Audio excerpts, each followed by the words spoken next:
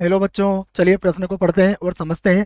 उस त्रिभुज का क्षेत्रफल ज्ञात कीजिए जिसके शीर्ष हमें दिए गए हैं 1, 2, 3, 2, -1, 4 तथा तीसरा शीर्ष है 4, 5, -1 है।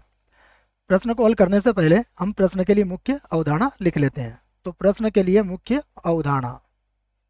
अवधारणा में हम त्रिभुज का क्षेत्रफल का सूत्र लिखेंगे। मैं लिख देता हूँ मुख्य अवधारणा, और इसमें हम, जैसा मैंने कहा, त्रिभुज का क्षेत्रफल ज्ञात करने का सूत्र लिखने वाले हैं। तो मैं यहाँ लिख देता हूँ त्रिभुज का क्षेत्रफल ये होता है 1/2 और सदिश ए और सदिश बी का, यहाँ पर मैंने सदिश गुणन लिखा है, और उसका फिर परिमाण या फिर मापांक हम ले लेंगे। तो ये त्रिभुज का क्षेत्रफल होता है जहां जहां ए सदिश तथा बी सदिश ये क्या है, त्रिभुज की भुजाएं हैं। त्रिभुज की भुजाओं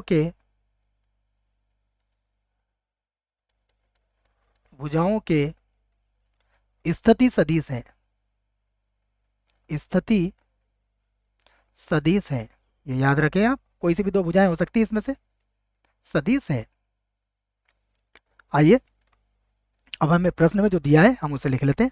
तो प्रश्न में हमें ए बी सी के निर्देशांक दिए गए हैं। तो सबसे पहले लिखता हूं मैं बिंदु ए जो हमें दिया गया है वो है 1, 2 और -3। 1, 2, 3 ये कॉमा है बच्चों। उसके बाद बिंदु बी, इसके भी निर्देशांक है 2, -1 और -4।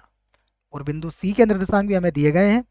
ये है 4, यहाँ पर है 5 और यहाँ पर है -1। तो ये 3 शीर्ष हमें दे दिया। अब हम इनको सदिश रूप में लिख लेते हैं। तो मैं सबसे पहले ओ ए सदिश लिखूंगा, अर्थात इसका स्थिति सदिश मूल बिंदु के सापेक्ष। तो क्या बनेगा ये बनेगा आई कैप, उसके बाद होगा प्लस का 2 जे कैप, और फिर होगा प्लस का 3 के कैप।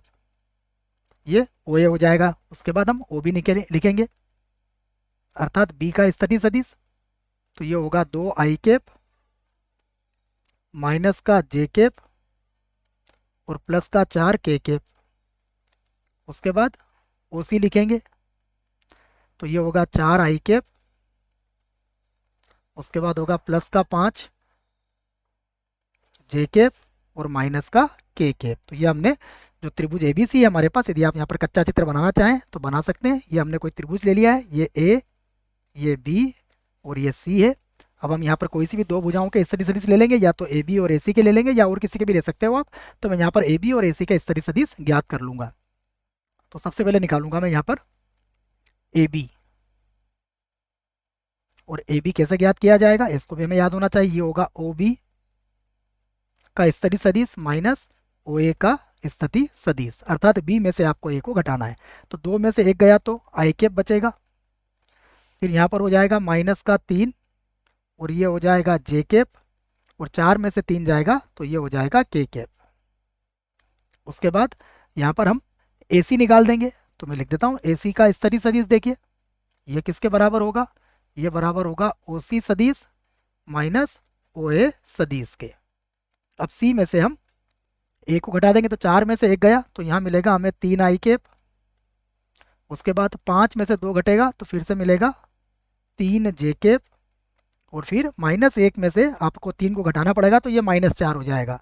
तो ये होगा माइनस का 4 के कैप। अब हम ए बी क्रॉस ए सी यहाँ पर ज्ञात कर लेते हैं। इसे ज्ञात करना भी आपको आना चाहिए। तो मैं लिखूंगा A B cross A C, A B सदिश और क्रॉस ए सी सदिश बराबर। देखिए ये सारणी की सहायता से हल किया जाता है। यहाँ पर होगा आई कैप, उसके बाद जे कैप और उसके बाद के कैप। अब देखो जो ए बी सदिश है उसमें आई जे और के गुणांक क्या है, यह है 1 -3 और 1। तो 1 माइनस का 3 और 1। इसी प्रकार ए सी में आई जे और के गुणांक देखिएगा, ये मिलेंगे आपको 3 3 -4।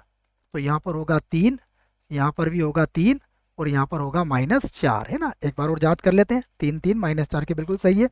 अब हम इसको हल कर लेते हैं, और इस सारणी को हल करना भी आपको अच्छे से आना चाहिए। यहाँ पर लिखूंगा मैं आई कैप, उसके बाद इसकी सीध वाली पंक्ति और स्तंभ को हटा दूंगा, और जो बचा है उसको फिर मैं हल करूंगा। तो -3 का -4 से गुणा करेंगे तो ये होगा प्लस का 12 और यहाँ हो जाएगा माइनस का 3। उसके बाद माइनस का जे केप, फिर पंक्ति और स्तंभ हटा देंगे इसके सीध वाले, तो यहाँ होगा -4 और इधर हो जाएगा -3। फिर प्लस के केप, यहाँ पर भी हम यही करेंगे, तो ये हो जाएगा प्लस का 3 और माइनस माइनस ये हो जाएगा प्लस का 9। इसको आगे हल कर लेते हैं। तो 12 में से यदि 3 घटाएंगे तो यहाँ बचेगा 9, तो ये हो जाएगा 9 आई केप, 4 और 3 हो जाएगा माइनस का 7 और फिर से प्लस का 7 बन जाएगा, तो 7 जे केप हो जाएगा ये। उसके बाद 9 और 3 ये हो जाएगा 12, तो यहाँ पर लिख दिया हमने 12 और ये हो जाएगा के केप। तो ये हमने ए बी क्रॉस ए सी निकाल लिया है। अब हम यहाँ पर लिखेंगे त्रिभुज का या त्रिभुज एबीसी का क्षेत्रफल। तो मैं लिख देता हूँ, अतः त्रिभुज ए बी सी का क्षेत्रफल, और इसका क्षेत्रफल का सूत्र क्या बनेगा, 1/2। उसके बाद मापांक के अंदर आ जाएगा ए बी सदिश और क्रॉस यहाँ पर आ जाएगा ए सी सदिश। लिख लेते हैं हम इसे, तो बराबर ये होगा 1/2। उसके बाद ये होगा 9 आई केप, फिर प्लस का होगा 7 जे केप और यहाँ हो जाएगा प्लस का 12 के केप, प्लस का 12 के केप। अब हम इसका परिमाण निकाल लेते हैं। देखो तो 1/2, अब वर्गमूल के अंदर देखिएगा क्या होगा, 9 का वर्ग ये हो जाएगा 81, 7 का वर्ग ये हो जाएगा 49 और 12 का वर्ग ये हो जाएगा 144। अब हम इन्हें जोड़ लेते हैं यहाँ पर, देखते हैं जोड़ने के बाद क्या मिलेगा हमें। यहाँ जोड़ लेता हूँ मैं इनको, तो ये तो हो जाएगा 130, देखिए 81 और ये 50, तो ये 130 और 144 को यहाँ पर हम जोड़ लेते हैं, तो ये होगा 4, 4 और 3 हो जाएगा 7 और ये हो जाएगा 2, तो ये 274 हो जाएगा।